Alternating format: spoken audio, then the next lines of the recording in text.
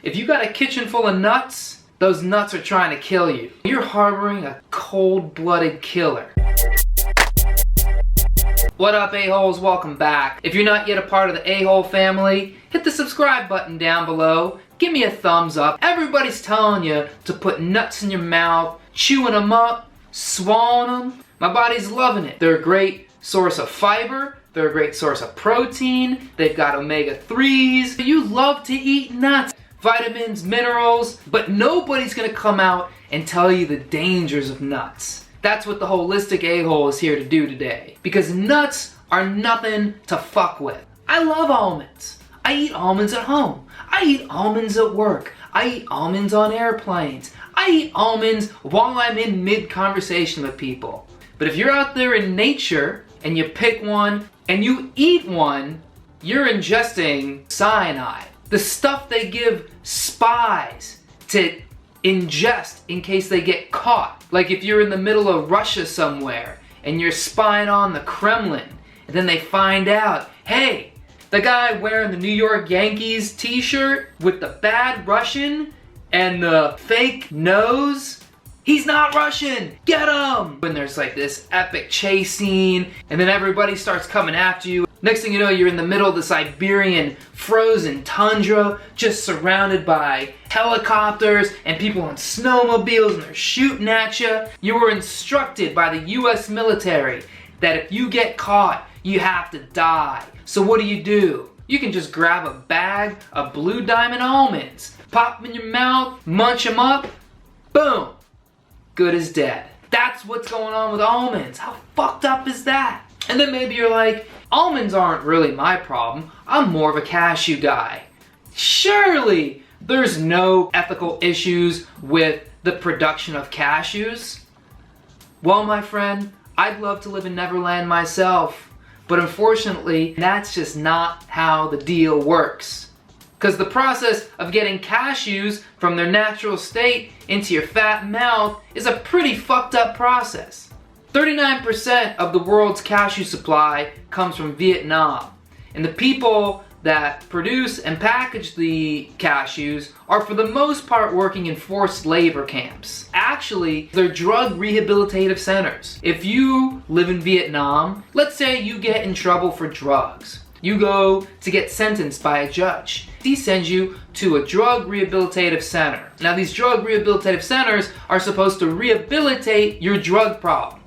They call it labor therapy. And what they do is they put you immediately to work. One of the biggest things they're producing are cashews. And they're picking cashews, they're husking cashews. It's not like these prisoners are frolicking through the woods with a basket, picking a cashew here, put it in, pick a cashew there, put it in. They are being watched by wardens. They're beaten, they're sent into isolation, they are starved, they're kept without water. And this is a practice that's been going on for a long time, and is only getting worse as the world's cashew consumption continues to rise. The problem with these rehabilitative centers is that there's a 90% relapse rate of everybody who comes out of these drug rehabilitative centers. So there's no rehabilitation going on.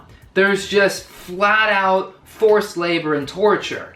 And that's all to make cashews. Not to mention, in the process of actually husking the cashews, deshelling, taking all the excess stuff off the cashew from the cashew plant, there's a lot of toxic material in the cashew shell. So people have these problems where they deal with these cashews all day long, they have skin irritation, they have eye irritation, people can go blind, they breathe it in and immediately start coughing because the fumes from the cashew shell are so toxic. Cashews are totally fucked up, which is a shame, man, because let me tell you something, I freaking love cashews. I would say of all the nuts in the nut family, cashews are at the top of my list. But now I realize that I'm not just eating cashews, I'm eating blood cashews. The Human Rights Watch organization has actually called for the closure of these Vietnamese forced labor camps. Even knowing this, I haven't stopped eating nuts because I can't. Nuts are like my go-to snack. I gotta have like a nice filling snack, and the fact is, when you eat nuts, you get some good nut power.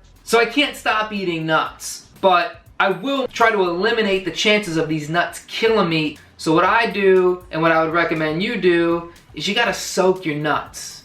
The big thing with soaking nuts is you're gonna alleviate a lot of the phytic acid inside the nut. When you consume nuts with a high level of phytic acid, the phytic acid binds to different iron minerals and calcium minerals, and they accumulate in your intestines, and it can cause a lot of digestion problems, it can cause blood pressure issues, it can make you just feel real shitty. And then I've even taken it a step further, and what I do is I'll take the soaked nuts and then I'll put them in an oven and I'll bake the nuts. That gives the nuts a nice kind of crispy texture, which is really the only way to eat nuts, and I am a bit of a nut expert myself.